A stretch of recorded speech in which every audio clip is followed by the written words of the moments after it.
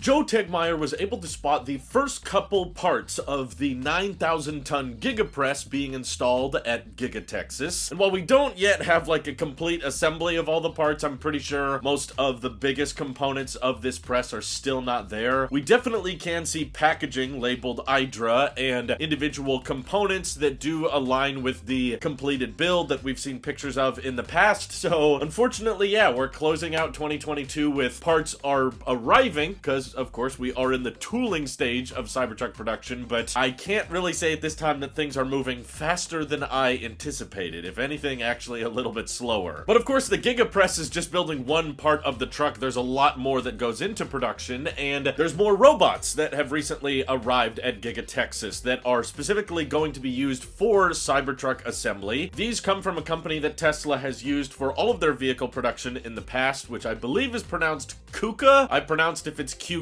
or I'm butchering it, or QK. There's a million ways to pronounce these things that everyone reads about but never actually says out loud. But basically there's close to 70 of these little robot arms that are dedicated for welding or attaching parts to the vehicle chassis, and Tesla has used these for the Model Y in the past, and given Giga Texas has exceeded 3,000 vehicles built per week, and they're just kind of fine-tuning their existing assembly line. We're pretty confident that these new robots that arrived in the month of December are specifically for the Cybertruck, because they don't really need to build a whole separate Model Y line right now. So we don't have concrete information, but it is very, very likely that these robots are for Cybertruck manufacturing, and they have arrived. So this, of course, is a good sign, means that more assembly fine-tuning can begin. And another production milestone that I think is worth mentioning is Tesla has continued to ramp up 4680 cells, and this is absolutely like a head-scratcher to me, because at the pilot line facility at Cato Road, they've said that they've built enough 4680 cells in the past week to exceed over 1,000 vehicles worth of batteries. But where the heck are all these 4680 cells going? I mean, we've seen an ocean of 4680 cell packs located at Giga Texas just from outside the factory. Looking in those windows, we can see that there's lots of, we believe, structural 4680 packs, and I don't think this big ocean is being stockpiled just for Cybertruck. I think given the gigapress hasn't even been installed yet, and if you were following Giga Texas construction early on, you'd know that there's still a long ways to go between gigapress is actually installed and they are now testing it and calibrating it to actual first deliveries. There's usually an 8 to 9 month gap between those two events, and the fact that we haven't even had all of the parts needed to assemble the gigapress means that we've definitely got a ways to go until Tesla has some production ready Cybertrucks to at least test for the EPA and for crashing. So I think it's still way too early to assume that Tesla is just building up 4680 cells now that are just gonna wait for like half a year before they even go into trucks. But it is a good sign to see that Tesla has figured out a way to scale up production of 4680 cells. I'm just really confused, like, why are they ramping cells this much? Like, where are these batteries going? The last earnings call, they said that some of the 4680 cells are going into standard range all-wheel drive Model